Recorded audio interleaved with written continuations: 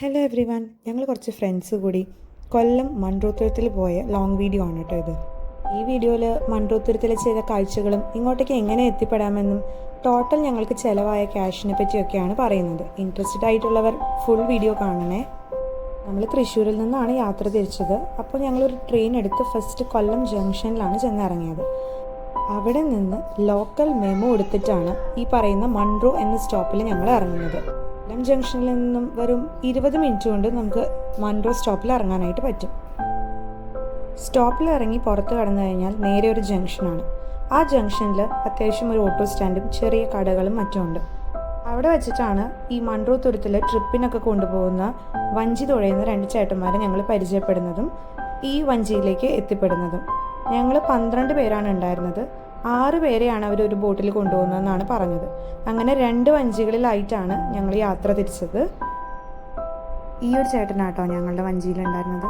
ഈ ചേട്ടൻ ഞങ്ങൾക്ക് ഇങ്ങനെ കുറേ കാര്യങ്ങളൊക്കെ പറഞ്ഞു തന്നു, ആ ഒരു ഏരിയനെ പറ്റിയിട്ടും. അവിടുത്തെ ലോക്കൽ ഇൻഹാബിറ്റൻസൊക്കെ കൂടുതലും വഞ്ചി ഉപയോഗിച്ചിട്ടാണ് അങ്ങോട്ടും ഇങ്ങോട്ടൊക്കെ മൂവ് ചെയ്യുന്നത്. കുറേ പാലങ്ങൾ അവിടെ ഇവിടെയൊക്കെ ആയിട്ടുണ്ട്. നമ്മളതിൻ്റെ അടിയിൽ കൂടെ പോകുമ്പോൾ ഇതുപോലെ തല താഴ്ത്തിയിട്ട് വേണം പോകാൻ.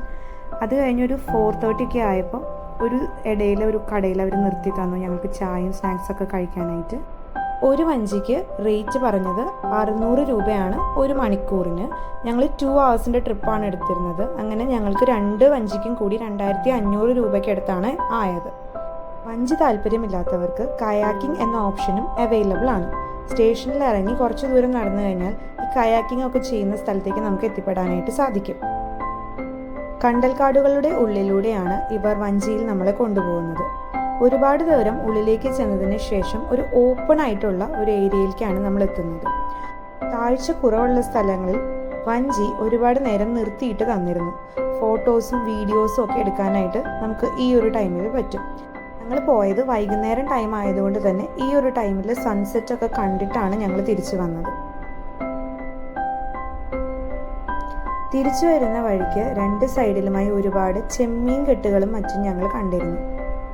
നമ്മുടെ പൊന്മാൻ എന്ന സിനിമയിൽ ഉണ്ടായിരുന്ന പോലത്തെ ടൈഗർ പ്രോൺസിൻ്റെ കെട്ടുകളൊക്കെ ഞങ്ങൾ കണ്ടിരുന്നു.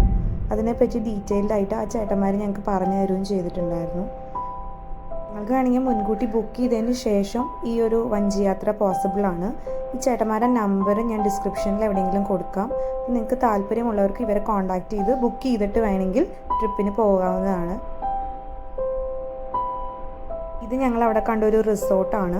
വേണ്ടവർക്ക് ഈ ഒരു റിസോർട്ടിൽ സ്റ്റേ ചെയ്യുകയും ചെയ്യാം. ഇവിടെ നിന്ന് തിരിച്ചു പോരാനായിട്ട് ജംഗ്ഷനിൽ തന്നെ നിന്ന് കഴിഞ്ഞാൽ നമുക്ക് ബസ് കിട്ടും.